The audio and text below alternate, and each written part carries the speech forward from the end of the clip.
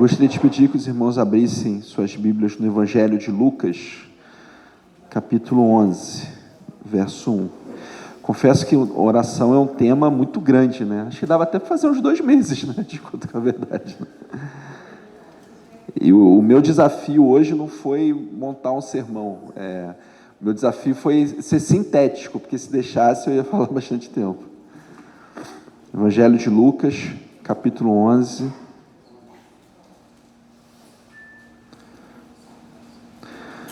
Evangelho de Lucas, capítulo 11, a partir do verso 1. Diz assim a palavra de Deus. Jesus estava orando em certo lugar, e quando terminou, um dos seus discípulos lhe disse: Senhor, ensina-nos a orar como João ensinou os discípulos dele. Ele então lhes falou: quando orardes, dizei: Pai, santificado seja o teu nome, venha o teu reino, dá-nos diariamente o nosso pão do dia a dia, perdoa-nos os nossos pecados, pois também nós perdoamos a todo que nos deve, e não nos deixe entrar em tentação, mas livra-nos do mal. Senhor meu Deus, meu Pai, está aqui a tua palavra, está aqui o teu servo, está aqui o teu povo.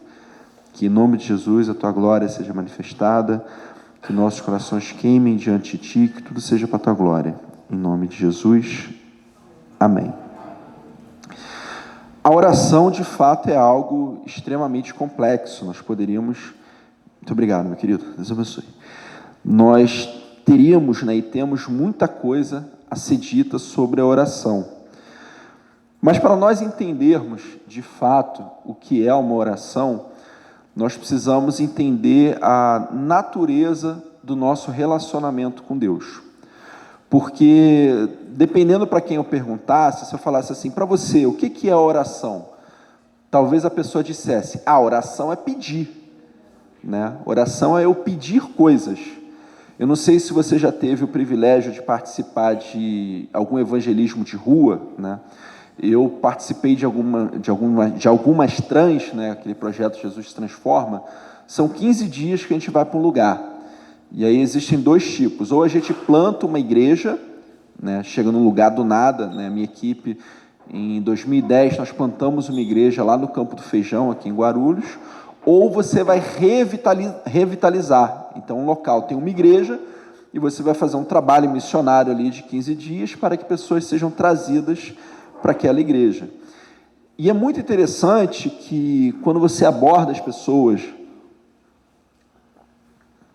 e fala com elas assim, vamos para a igreja, tal dia tem culto, tal hora tem culto, não sei, talvez, quem sabe, vou pensar, tudo, não, beleza.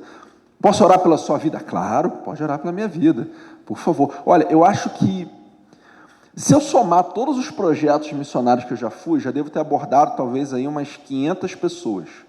Eu nunca na vida ouvi alguém que negasse oração. Eu nunca encontrei com uma pessoa que você falasse assim, posso orar pela sua vida? E a pessoa dissesse, não, eu não quero. Porque a primeira ideia que a pessoa tem de oração é pedir algo a Deus. A primeira ideia que a pessoa tem de oração é receber uma bênção, é receber algo. A oração é um meio, é uma forma, e algumas pessoas pensam assim, não é necessariamente verdade, mas que eu posso, talvez, manipular a Deus ou conseguir algo de Deus. E veja bem, a oração também é isso, mas obviamente não é só isso. Se eu tivesse que pegar uma palavra para resumir ou para dizer que ela é um sinônimo para a oração, eu diria que essa palavra é relacionamento. Orar, em essência, é relacionar-se com Deus. E, obviamente, que eu posso pedir, obviamente, Ele sempre vai me responder, né? Às vezes sim, às vezes não, às vezes espere, às vezes cresça, mas orar é relacionar-se com Deus. Só que para que eu me relacione com Deus de uma forma correta, eu preciso entender de uma forma muito clara quem Deus é e quem eu sou, e qual que é o meu papel no meu relacionamento com Deus. Eu lembro que na igreja que eu fui batizado, certa vez a gente passou lá por um problema, teve uma situação meio delicada lá, porque alguns irmãos ouviram uma adolescente, né? Ela foi chamada para orar lá na frente, e ela chamou Deus de você. E aí algumas pessoas reclamaram, tudo, né? E essa adolescente orando era muito engraçada, né? Às vezes ela orava assim, pequeno grupo, tudo, ela falava com Deus, falava, e no final ela, tá bom, então até mais, beijo, tchau, em nome de Jesus, amém. E eu achava muito interessante, porque era a forma com que aquela adolescente, ela se relacionava com Deus. Mas eu lembro de uma pessoa que veio reclamar e falou assim, mas quando a gente fala com o juiz, a gente não chama ele de você, a gente chama ele de Senhor. Então, como que alguém vai orar a Deus e vai chamar ele de você? Não pode, isso é um absurdo, tem que chamar ele de Senhor. E veja bem, Deus, ele é o justo juiz, isso é um fato. Mas mesmo o juiz aqui na terra, ele possivelmente tem seus filhos, né? E seus filhos não viram para ele, Senhor juiz, meu pai, com licença, passa para mim, por favor, o pão, né, a manteiga, sei lá. Não é assim que a coisa funciona. Então, para que nós possamos orar da maneira correta, nós precisamos entender a natureza desse relacionamento. E algum discípulo que nós não sabemos quem é, né, o Evangelho de Lucas, eu gostaria de pedir que você deixasse a sua Bíblia aberta, ele diz assim, Evangelho de Lucas, capítulo 11, verso 1. Jesus estava orando em certo lugar, e quando terminou, um de seus discípulos lhe disse, Senhor, ensina-nos a orar, como João ensinou aos discípulos dele. E o primeiro momento isso parece para mim um pouco esquisito, porque esse discípulo é alguém que já conhece a Deus, ele chama Jesus de Senhor, então Jesus é o seu mestre, mas ele não sabe ainda como orar, ele está na dúvida, caramba, mas como é que faz? O que eu falo, o que deixo de falar? Ele diz, Senhor, ensina-nos a orar como João ensinou aos discípulos dele. E aí Jesus, ele então lhes falou, quando orardes, dizei, Pai. Pode parecer só uma palavra, mas tem todo um grande significado por trás dela. Você lembra, ao longo da Bíblia, alguém que disse, principalmente no Velho Testamento, eu sou filho de Deus? Deus é meu Pai? Você lembra? Porque normalmente o judeu, o israelita, ele dizia que era filho de quem? Eu sou filho de Isaac e Jacó. Ele não fala, eu sou filho de Deus. Jesus até vai citar no Evangelho de João, capítulo 10, dizendo que ele é o Filho de Deus, mas a pessoa, alguém, ele não entendia dessa forma. Ele falava, eu sou filho de Abraão, de Isaac e de Jacó. E Jesus, ele começa dizendo, quando orardes, dizei Pai. E aí eu te pergunto, você sente, não é saber, você sente que Deus é seu Pai? No seu coração, você tem esse sentimento, caramba, Deus ele é meu Pai, eu sou filho de Deus. Isso está claro no seu coração? Porque veja bem, todo ser humano na face da terra, ele é criatura de Deus. Ele foi criado à imagem e semelhança de Deus. Mas a partir do momento que eu entrego a minha vida a Jesus, a partir do momento que eu recebo a salvação em Cristo Jesus, eu me torno filho de Deus. Evangelho de João, capítulo 1. E todo aquele que nele crê, deu-lhe poder de se tornar filho de Deus. Eu até esse ano, quando eu iniciei na IBD dos jovens, eu até fazia umas perguntinhas assim, falei, isso faz tempo que eu não faço, não tenho que voltar a fazer. E aí, um domingo eu cheguei para eles e falei assim, escuta, o que o irmão Carlos Conceição pode ter que Deus não tem? Assim, mas como assim? Falei, não, é base bíblica, o que ele pode ter? E um ficou olhando para um lado, para o outro, passou a semana, no domingo seguinte a classe cheia, teve gente que falou, pastor, eu vim para saber a resposta. Outro falou, pastor, eu confesso meu pecado, até no chat GPT eu coloquei. E aí eu falei, gente, o que o Carlos Conceição pode ter que Deus não tem é netos. Porque Deus não tem netos. Deus só tem filhos. E por mais que a gente fale isso, por mais que a gente pense isso, por mais que a gente esteja, eu principalmente, careca de saber isso, a grande questão é, isso está interiorizado no meu coração? Eu sinto, e aí não é saber, é sentir, eu sinto que Deus é meu Pai, eu tenho esse relacionamento de filiação com Ele. Existem até alguns estudos interessantes, dizendo que se a pessoa tiver um bom relacionamento com o pai dela, o pai terreno, que é mais fácil ela se converter. Existe um estudo muito interessante. E se ela não tem, seria mais difícil. É um estudo, tá? Não estou dizendo que é bíblico. Mas o fato é que Jesus ele começa dizendo que nós precisamos chamar Deus de Pai. E aí, é claro que existem vários tipos de pai. Existem vários tipos de relações, de relacionamentos com o pai. Às vezes você com seu pai é uma relação mais distante, ou uma relação mais brincalhona, eu não sei. Mas o fato é que pai é pai. E se eu não vejo Deus como pai, então tem alguma coisa errada na minha visão. Vou precisar aí de um óculos espiritual, de um oftalmologista de Jesus, sei lá, mas eu preciso olhar para Deus e enxergar para Ele que Ele é meu pai. E que é esse tipo de relacionamento que eu tenho com Ele. O pai faz todas as vontades do filho? Depende, né? A gente vai falar assim. Mas se ele fizer todas as vontades, ele está sendo um bom pai? De maneira nenhuma.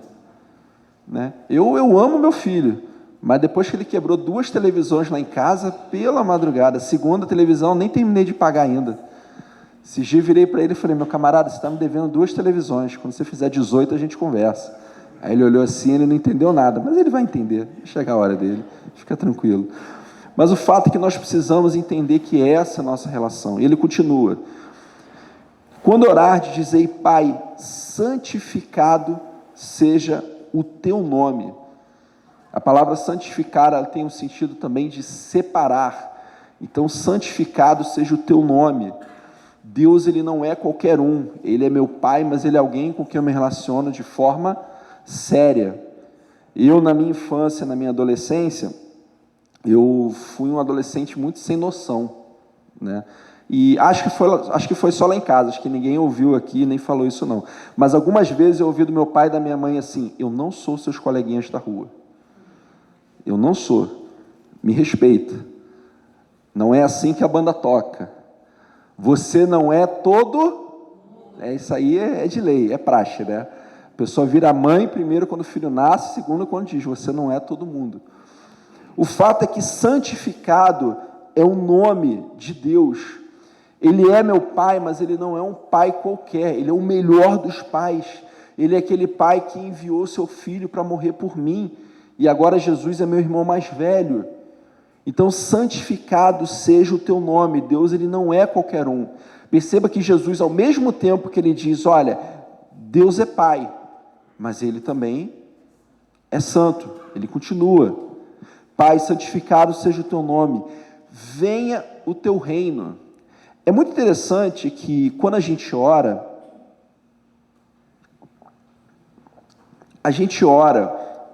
para Deus fazer algo, certo? A gente pede, a gente fala com Deus, mas muitas vezes, quando a gente ora, a nossa oração, ela tem o papel de nos mudar. Eu sei que pode parecer estranho, mas eu oro a Deus, mas essa oração que eu faço a Deus, ela também é para me modificar, para me mudar. Porque quando Jesus ensina que nós devemos orar dizendo, venha o teu reino, não é porque Deus está lá em cima olhando assim, eu mando ou não mando o meu reino, e agora, meu reino vai ou não vai? Deixa eu ver quantas pessoas estão orando. Tem pouco, meu reino não vai não. Quando tiver mais 2 bilhões de orando aí o meu reino vai. Não é isso que isso aqui quer dizer. Quando eu oro a Deus dizendo, venha o teu reino, o reino, ele pertence a quem? Quem tem um reino? O rei. Qual que é a diferença do rei e do imperador? O imperador, ele domina vários povos, não é o povo dele. O rei não, o rei domina o seu povo, ele governa o seu povo. O rei do Brasil, ele é brasileiro, o imperador no Brasil, ele é de outra nacionalidade. Por isso que, aula de história, né? Tem que fazer o quê?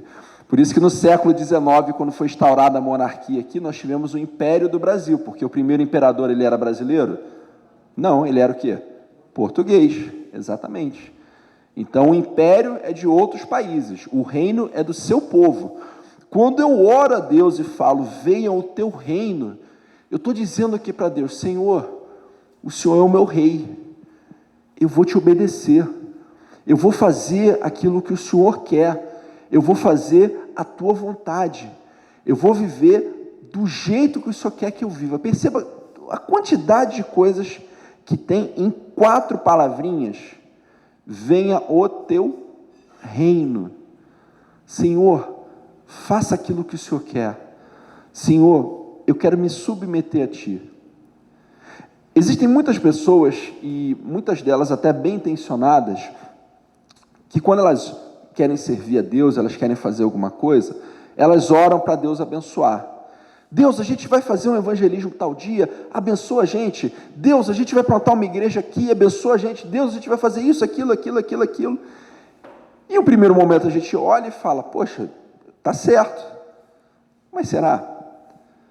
Será que era isso que Deus queria fazer naquele dia?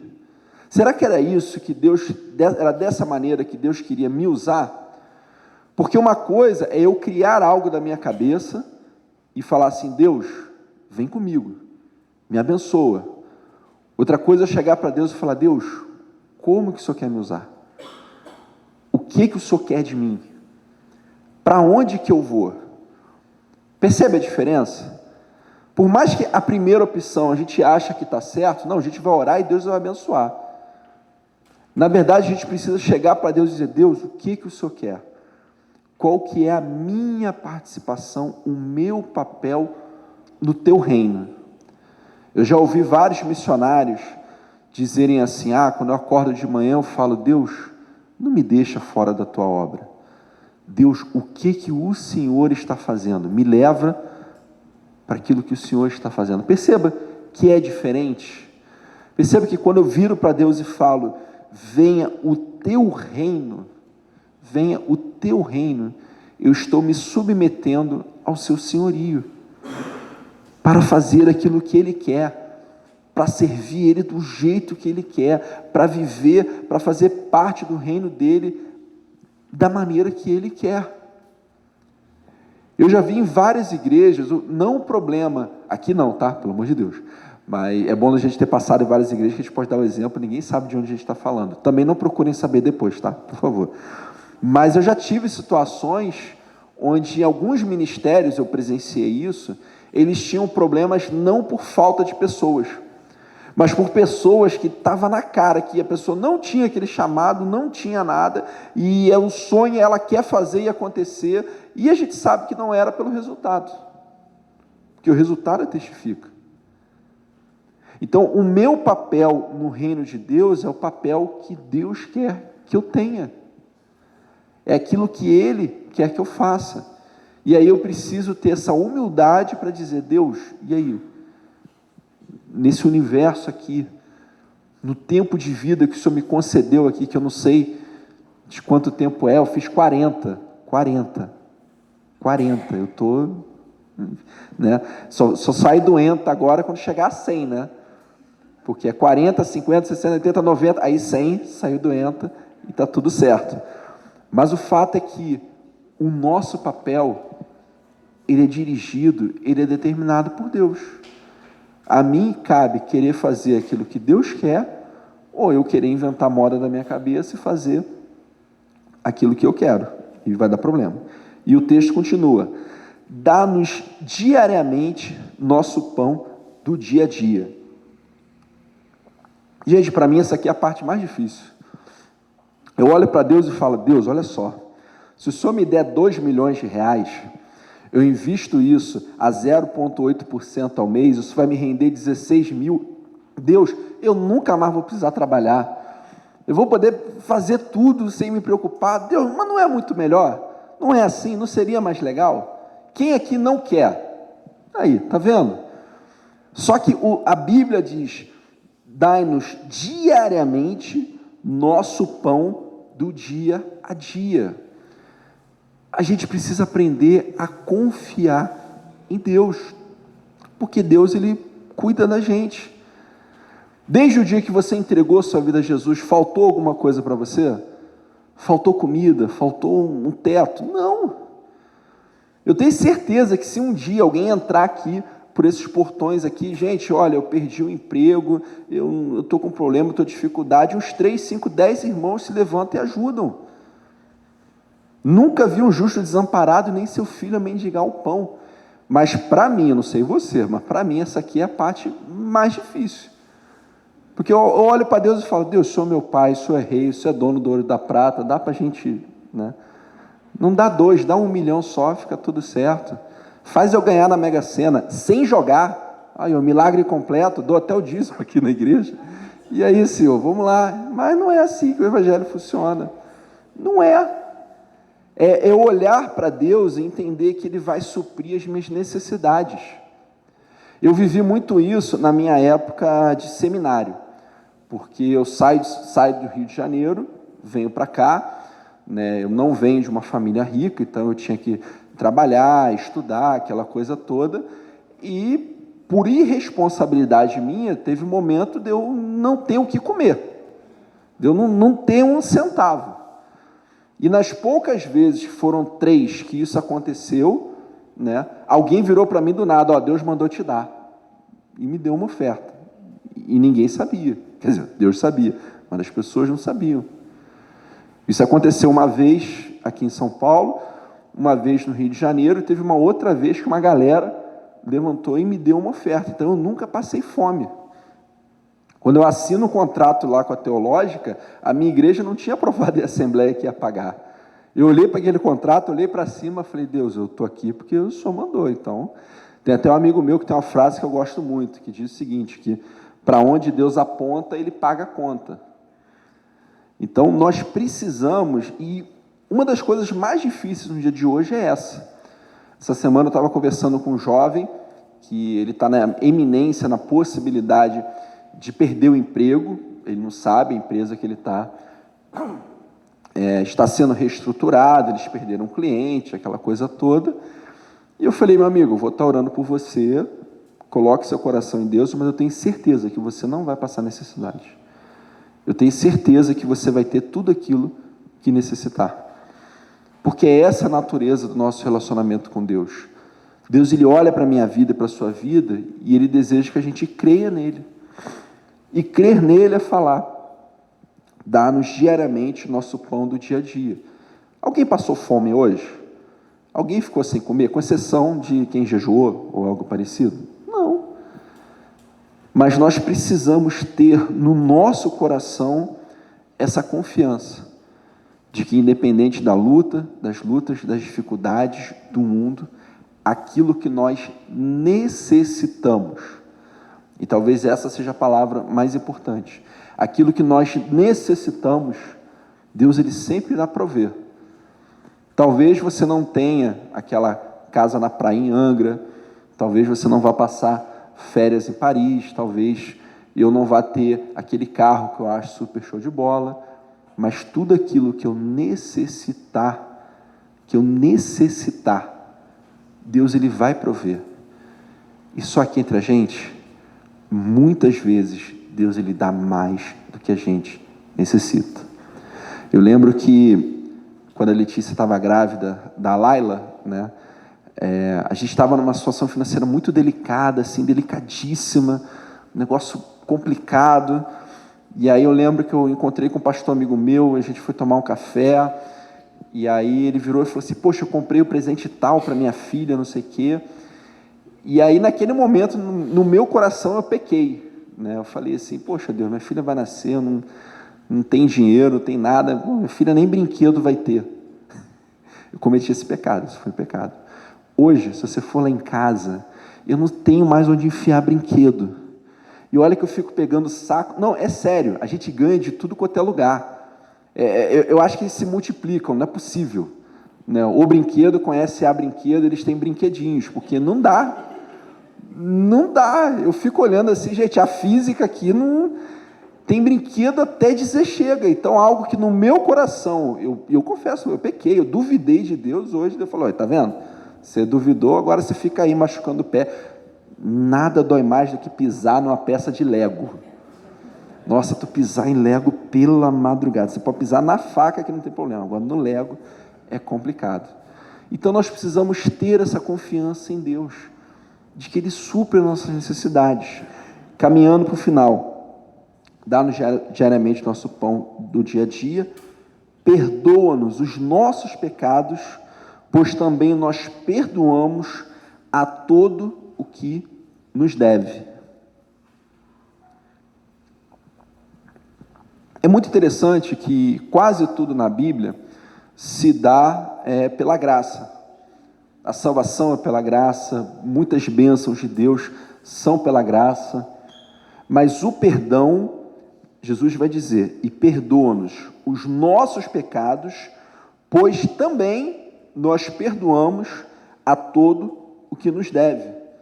Existe uma relação entre eu pedir perdão a Deus, em eu ser perdoado por Deus pelos meus pecados, ser purificado dos meus pecados, e eu perdoar aqueles que estão ao meu redor, que me fazem mal. É claro que no fundo, não vou dizer vocês, só eu, tá? Sou eu, vou falar por mim. No fundo, tem hora que no meu coração eu quero que Deus perdoe meus pecados e arrebente quem torra a minha paciência. A verdade é essa. No fundo, meu coração, né? Eu estava vindo de carro aqui, acho que eu vou escrever assim atrás do meu carro, né? Se você quiser viver em santidade, não dirija em São Paulo, porque é complicado você dirigir aqui, né? Não só aqui, em todo lugar, mas eu moro em São Paulo, vou falar São Paulo. Se fosse no Rio de Janeiro, eu botava Rio de Janeiro. Mas você dirigir e viver em santidade. Você está aqui na via, ali na Marginal, em frente ali às churrascarias. Você está aqui, você está na velocidade constante, a pessoa que está aqui do seu lado quer entrar na sua frente. Cara, é um negócio que eu olho assim e falo: meu amigo, você é cego, você comprou a carteira, como é que é o negócio? O que a gente faz? Né? Eu te amaldiçoo, depois eu peço perdão, e aí... E sabe o que me dá raiva? Pedestre, é um dobra-língua. Pedestre folgado. Porque um carro, se um bater no outro, amassa, paga, dá um jeito, parcela em 12 vezes, Deus abençoe o cartão de crédito, e está tudo certo. Agora, se você atropela alguém, e se mata a pessoa? Gente, ninguém aqui atravessa fora da faixa no sinal verde, não, né? Verde para o carro, né? Senão eu vou orar aqui para Deus, porque pela madrugada, está verde para mim. Se eu está verde para mim, eu estou aqui na velocidade da via. Aí a pessoa vem correndo. Fala: Senhor, tem misericórdia. O fato é que no fundo, a nossa tendência é de que Deus, Ele nos perdoe e que Ele exerça justiça, juízo, assim, mas bem ajuizado mesmo, sobre aqueles que nos fazem algum mal. Sobre aquele parente, aparentado, colega de trabalho, enfim, sobre aquelas pessoas que a gente é obrigado, pelas circunstâncias da vida, a conviver e que nos fazem algum mal em alguma medida. É isso que o nosso coração quer, é essa a nossa tendência. Deus, me perdoa, e arrebenta ele. Mas sou só eu, Tés, eu tenho certeza que ninguém aqui pensa assim, vocês certamente são diferentes. Mas o fato é que o perdão é algo que nós precisamos exercer. O perdão é algo que a gente precisa querer. Eu não sei você, mas eu já tive momentos em que eu olhei para uma situação, olhei para uma pessoa e falei assim: rapaz, eu te perdoo porque Jesus mandou. Foi porque Jesus mandou e porque morreu por mim na cruz. Mas só por causa disso. Porque no fundo a gente não quer. No fundo há uma ideia de que se eu não perdoo alguém, ao não perdoar, eu estou fazendo mal àquela pessoa, estou fazendo alguma coisa, mas isso não é verdade. Deus, Ele nos chama para sermos como seu filho. É muito interessante que no início dessa perícope que eu li, as primeiras palavras são: Jesus estava orando. Você fala, caramba, mas por que Jesus orava? Jesus é o Filho de Deus, Jesus ele é Deus. Por que ele orava? Ele orava porque ele queria ter íntima comunhão com o Pai. Ele orava porque ele tinha um relacionamento e tem um relacionamento com Deus. Jesus é o Filho de Deus e ele é Deus. E você e eu fomos chamados para sermos como Jesus. E sermos como Jesus é ter uma disposição em perdoar a todos. É ter uma disposição. Eu sei que não é fácil, eu sei que existem situações, existem momentos que mesmo a gente querendo, mesmo a gente orando, às vezes nós levamos anos para perdoar alguém. Isso é um fato. Mas o que Deus quer de mim e de você é que em nós haja o desejo, haja disposição, haja boa vontade em perdoar a todos. É isso que Deus quer de mim e de você. Porque nós não iremos desfrutar do pleno perdão de Deus sobre as nossas vidas se nós não quisermos perdoar a todos. Você consegue entender o que eu falei? Nós não vamos desfrutar, preste atenção, do pleno perdão de Deus sobre as nossas vidas se nós não quisermos. É necessário a gente querer perdoar a todos. É necessário. Nós precisamos querer. Não é fácil, não estou dizendo que é. Com certeza é algo que nós vamos precisar orar muito sobre isso, mas essa disposição precisa estar no nosso coração. Pastor, aquela pessoa fez isso e isso comigo. Ela não merece que eu a perdoe. Ok. Mas Jesus, ele merece ter um filho, ter um irmão que não queira perdoar como ele perdoou a todos nós.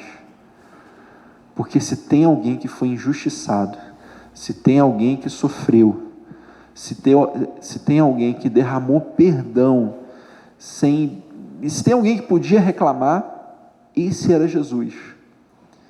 Ele crucificado ali na cruz, chorando, sofrendo, derramando sangue, já tinha apanhado, sendo crucificado. Ele ora a Deus e fala: Senhor, perdoa-lhes, eles não sabem o que fazem. Eles não sabem que eles estão matando aquele que os ama. Eles não sabem que eu estou morrendo pela humanidade. Eles não sabem de nada. Perdoa-lhes. Por isso que nessa noite, o meu desejo é que tudo isso daqui seja uma verdade em minha vida, em sua vida. De tal maneira que a nossa oração, ela seja uma oração saudável, uma oração sincera, uma oração que chega a Deus. Porque para que nós possamos orar da maneira correta, eu preciso viver isso daqui. Pai, Deus é meu Pai, santificado seja o teu nome, venha o teu reino, dá-nos diariamente nosso pão do dia a dia, perdoa os nossos pecados, pois também perdoamos o que nos deve, e não nos deixe cair em tentação, mas livra-nos do mal. No fundo, toda essa oração pode ser resumida em uma frase: Senhor, que eu seja como Jesus. Que eu seja como Jesus. Que você seja como Jesus. Para que a nossa oração alcance a Deus. Para que nós possamos desfrutar, acima de tudo, de um relacionamento com Deus. É claro que eu posso pedir a Deus, é claro que Deus vai me proteger, vai me dar a paz do céu que excede todo entendimento. Crente não morre de véspera, se foi é porque Deus resolveu levar, certo? A não ser que estivesse pecando, mas fora isso, nossa vida está nas mãos de Deus, Ele cuida da gente. Então, em essência, que você e eu possamos ser como Jesus, de tal maneira que nós possamos orar de uma forma saudável, sincera e verdadeira, e que nós possamos desfrutar de um verdadeiro relacionamento com Deus. Amém? Senhor, meu Deus, meu Pai, eu quero te pedir em nome de Jesus que tudo que foi falado, cantado, orado, possa gerar mudança em nossas vidas. Abençoa-nos, ajuda-nos a orar de forma sincera, de forma verdadeira, e que nós possamos ser como Jesus, para que nós possamos orar de forma que te agrade.